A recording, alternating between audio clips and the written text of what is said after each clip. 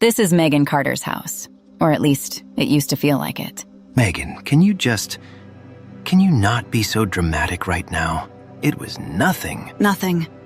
You've been texting her for 8 months, Brandon. I saw everything. You went through my phone? You left it on the kitchen counter. Face up. With a heart emoji on the screen. So yes, I looked. She had every right to burn it all down. But Megan Carter was smarter than that. Look, this is not the time to blow up our whole life over one mistake. One mistake. One. People make mistakes, Megan. You made this mistake every Tuesday and Thursday for 8 months. That's not a mistake. That's a schedule. I don't need a lecture from you. You don't even know what it's been like living with someone so uptight all the time. Uptight, I see. So this is my fault. I'm just saying you pushed me away. Get out. Excuse me? Get out of this house. I'll have your things ready for you by the end of the week. You can't just... Megan, this is my house too. My father helped pay for it. And my name is on the deed. Alone, remember? Because you said you didn't want the tax headache.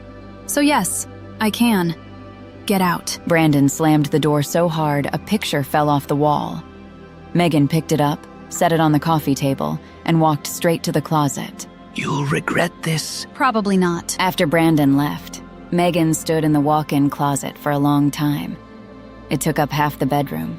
His half. 22 suits, 14 dress shirts, 9 pairs of Italian shoes. And the watches. The watches were his real love. He had 12 of them, each one in its own little velvet box, lined up on a special shelf he'd had built just for them. Her friend Rachel came over that evening. Oh, wow. I knew he liked nice things, but Megan, this is a lot. The watches alone are worth about $60,000. $60,000. And he cheated on you? What is wrong with him? His whole personality, Rachel. Okay, but what are you going to do with all this? You can't sell it. It's his property, technically. His lawyer would love that fight. I know. You could trash it. I've seen people pour bleach on. No, that's messy, and it's also illegal. And honestly, too fast. He'd be mad for a day, and then he'd go buy new stuff with his dad's money, and that would be that. So what then? I've been thinking about the soup kitchen on Maple Street. The one Dorothy runs? That's the one. Megan, what are you thinking? I'm thinking Brandon always talked a big game about being generous, about giving back, about his image in this town. He loves this town knowing his name. Oh no. So I'm going to help him live up to it. You wouldn't. I'm going to donate every single thing in this closet to the Maple Street Community Kitchen, in his name, with a very nice letter. And maybe a press mention. He can't claim it back. If it's already donated. In his name? To a registered charity? With paperwork? No, he cannot. Not without looking like the most selfish man in this entire town. Rachel stared at the wall of velvet watch boxes for a moment. I'll get my car. The next morning, Megan loaded Rachel's SUV with every suit, every shirt, every shoe, and every single watch. Then she drove to Maple Street. Dorothy Wilson had been running the community kitchen for 20 years. She had seen everything. She was not easily surprised. She was a little surprised. Child, what is all of this? A donation. From my husband. Well, soon to be my ex-husband. His name is Brandon Carter. The Brandon Carter? Walter Carter's son? The very same. I've tried to get that family to donate to us for 15 years. Walter always says he'll look into it. Well, Brandon would like to make up for lost time. Are these real watches? Every one of them. I have the certificates of authenticity right here. And the receipts.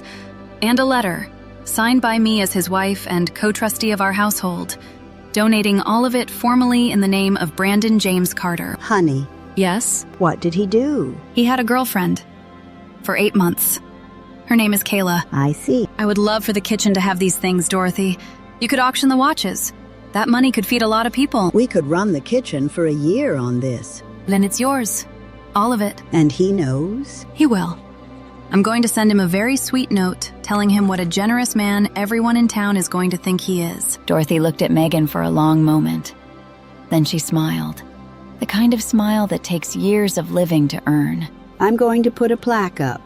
Brandon Carter Memorial Donation, given with an open heart. I'd love that. You want some coffee, baby? I really do. 2 days later, Brandon found out. He did not take it well. He drove straight to his father's house. She gave away my watches, Dad. My watches. The Patek Philippe, the Rolex, the Audemars. All of them. Gone. Sit down, Brandon. I don't want to sit down. I want to call the police. I want to call Robert. I want to sue her. Sit down. Dad. Brandon James, sit. Brandon sat. Now, let me understand this correctly. Megan donated your belongings to Dorothy Wilson's soup kitchen. Yes. In your name. Yes. With proper paperwork. I don't know. Probably. She's annoyingly thorough. And there is nothing to be done. What do you mean there's nothing to be done? Those watches are worth... I know what they're worth. I bought half of them for you.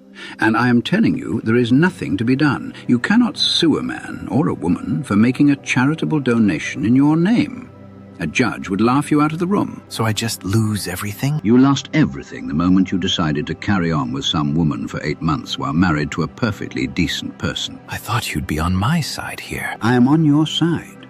That is why I'm telling you the truth instead of letting you embarrass this family further by dragging this into a courtroom. Do you know what the headline would be? Local man tries to take clothes back from soup kitchen. Is that what you want? No. Dorothy Wilson is beloved in this town. Half the city council owes her a favor.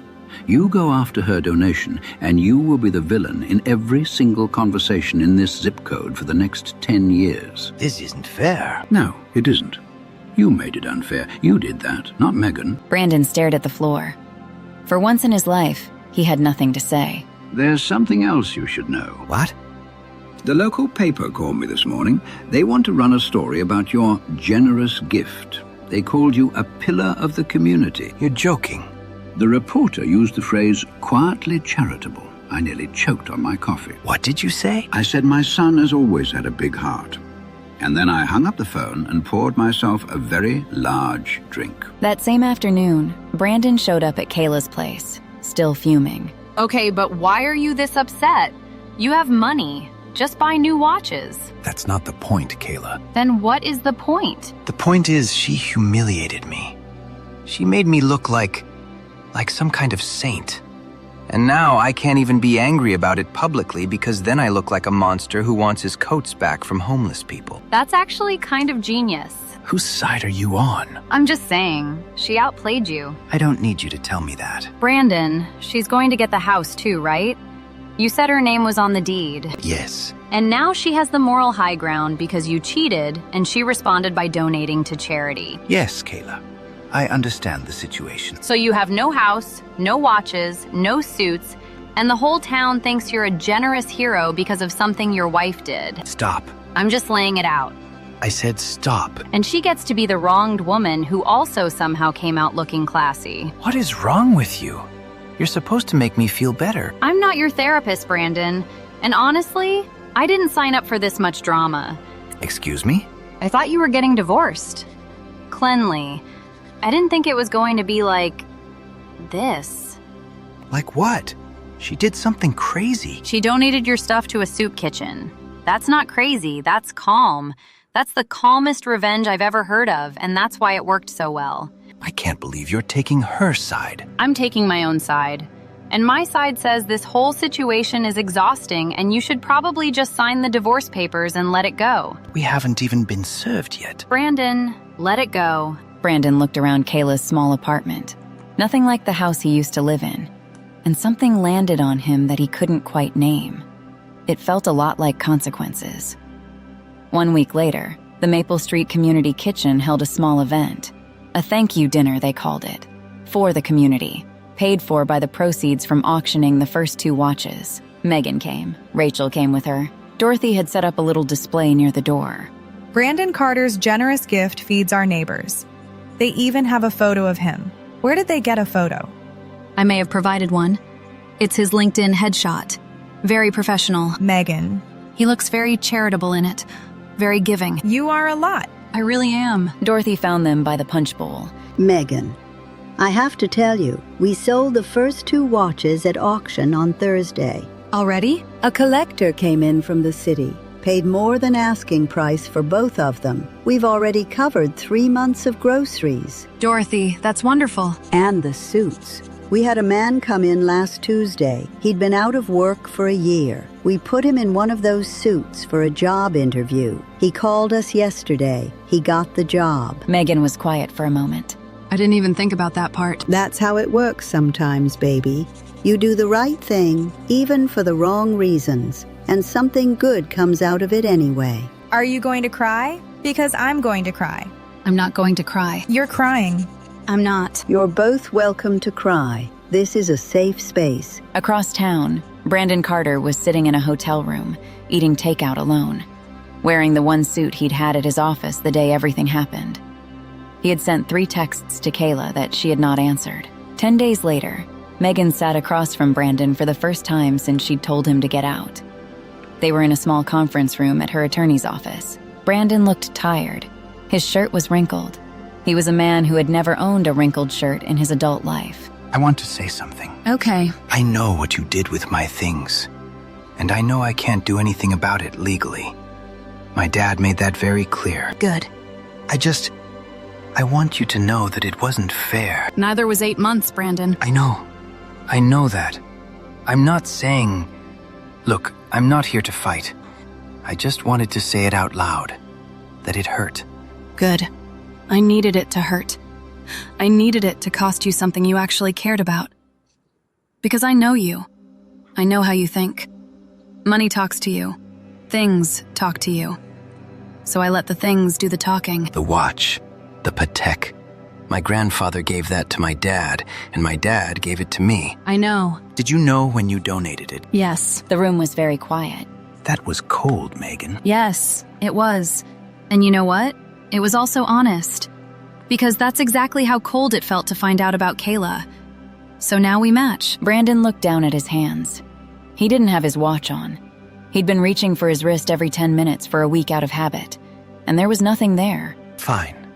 Tell me what you want for the settlement. I already sent the terms to your attorney. It's fair. I'm not trying to take everything. I just want what's mine. And the house? Is mine. You agreed to that years ago. Right. Sign the papers, Brandon. Move on. Find something better to be than what you've been. He signed. The evening after the paperwork was filed, Megan sat outside in her backyard with Rachel and Dorothy, who had brought a casserole because that is what Dorothy does. So it's done? Actually done? Filed this afternoon. My attorney says it'll be finalized in 60 days. 60 days and you're free. 60 days, and I'm free. How do you feel? Honestly, light. Like I've been carrying around something really heavy and I just set it down and I didn't realize how heavy it was until I put it down. That's grief, baby. Even when something was bad for you, losing it is still a loss. I loved him. For a long time, I really loved him. I know. And the thing is, I think part of me knew something was wrong for a while. But I kept looking the other way because I didn't want to be the person this happened to. Nobody wants to be that person. But then I was. And I had to decide what kind of person I was going to be after. You chose Icon. I chose practical. I couldn't burn anything, I couldn't sell anything, I couldn't scream in the street. But I could do something useful with something useless. You know, we had a board meeting on Tuesday. The other board members want to name our new food pantry expansion after the donation. We're calling it the Carter Pantry. The Carter Pantry. Dorothy. I told them it was Megan's idea, and they said, and I quote, "Even better. She sounds like someone this community should know." I don't need my name on anything. I know you don't. That's why you deserve it. The 3 of them sat on the back porch as the sun went down. The casserole was very good. The quiet was even better. Can I ask you something? Sure. The grandfather's watch. The Patek Philippe. Did you think about pulling that one out? For about 2 seconds. What stopped you? I thought, if I pull it out, what am I doing? I'm saying some things matter more than others. But it all had to go. All of it. Because all of it was part of a life that was built on something fake. So, all of it.